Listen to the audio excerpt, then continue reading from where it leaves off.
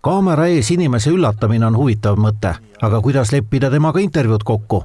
Hariduselu edendaja Ulvi Soonvald ei tea, et president on teda tunnustanud teenete märgiga. Tema tütre kaasabil oleme luuletanud, et teeme lugu kaksikutest ja soovime intervjuud, kuidas on olla kaksikute vanaema. Päris tempokas, kui nad minu hoida on, et nad pakuvad palju rõõmu, aga eks pärast kulub natuke aega puhkamiseks ka. No te olete ka õpetaja ju olnud. Kas see kogemus aitab kuidagi laste hoidmisel kaasa? Ma arvan, et aitab ja võib-olla just niisugust kannatlikkust on amet mulle andnud ja võib-olla seda kulub ka vanaema rollis marjaks ära. No te ei ole mitte ainult ju õpetaja olnud, vaid põhimõtteliselt ikkagi ka oluline inimene Eesti haridussüsteemi kujundamisel. Mul on teile üllatus.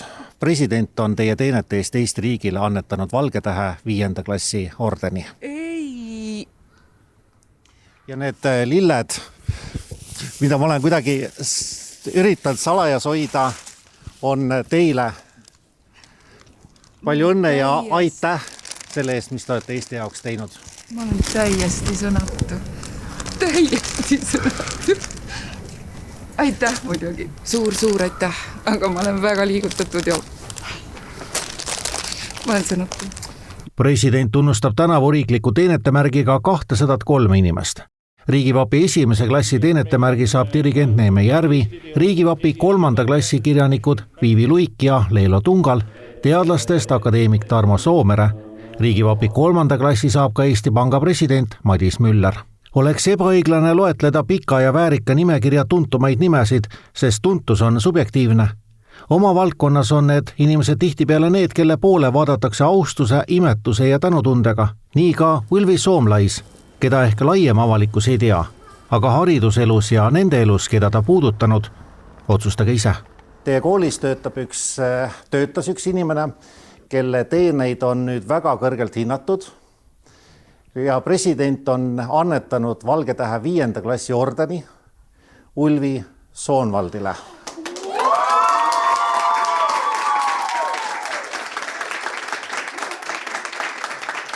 Olin iga kord, kui mul oli mingid kooliprobleemid, siis ta oli kogu aeg minu jaoks olemas ja ma võisin talle ükskõik mis hetk küsida, et nagu kas saaks abi või toetust.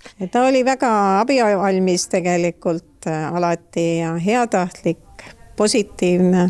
Ükskõik mis küsimusega tema juurde oli vaja minna, siis ta alati aitas. Ta oli väga sõbralik ja toetav ja ta oli alati olemas meie jaoks. Ta oli meile hästi palju toeks, kui meil oli suured emotsioonid, kooli loomine, kõik see uue elu virvarr ja ta oli selline meie kalju, ma ütleks.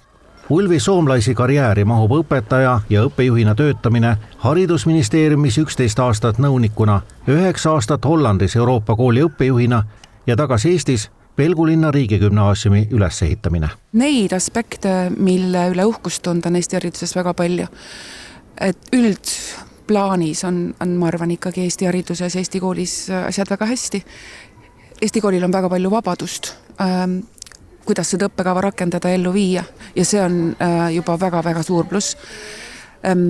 Võib-olla üks teema, mis ongi ju väga kuum ja millest palju räägitakse, ikkagi on õpetaja töökoormus ja õpetaja palk, et need on paigast ära ja sellega tuleks kindlasti tegeleda.